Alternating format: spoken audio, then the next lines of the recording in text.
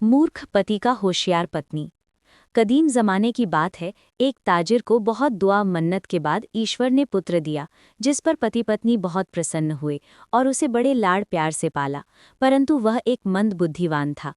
भाग पिता का इसके विवाह के बाद देहांत हो जाता है, तो उसकी पतोह व्यापार संभाल लेती है। पति अपने दोस्तों के साथ व्यर्थ दिन व्यतीत करता था।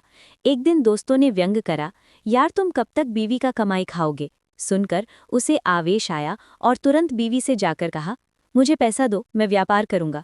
तो बीवी ने पैसा देकर मजाक से कहा, क्या ही अच्छा होता आप राधा का व्यापार करते। वह बाजार जाकर सही वे एक गधा खरीद कर ला रहा था कि रास्ते में उसे 3 ठग मिला। एक ठग बातें करने लगा, दूसरा ठग गधे के गर्दन से रस्सी खोला, तीसरा ठग रस्सी को अपने गर्दन में पहन लिया और पीछे पीछे चलने लगा। कुछ दूर जाकर रुक गया।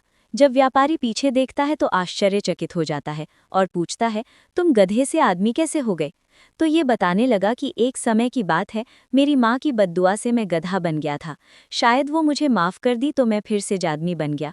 तो व्यापारी उसकी बात मानकर घर आ गया और सारी बात पत्नी से कहा। पति के मूर्खता पर हंसी आई और समझी कि मेरे पति महामूर्ख हैं, किसी ठग ने इन्हें ठग लिया। पत्नी ने पति को पैसा दिया, जाइए व्यापार कीजिए। अगर फिर से आपके साथ पहले वाला घटना हो तो उस व्यक्ति को लोभ देकर घर बुला लाइएगा। और उसने ऐसा ही किया।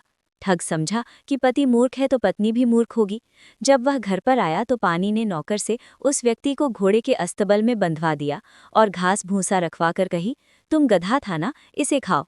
ठग समझ गया और रोने लगा और सारा ठगा हुआ पैसा दे दिया। मेरे प्रिय बंधुओं, मुसीबत में अकल से काम लेना चाहिए, वरना लोग बर्बाद हो जाते हैं। मेरी बात आप लोगों को पसंद आई तो कृपया सब्सक्राइब करें।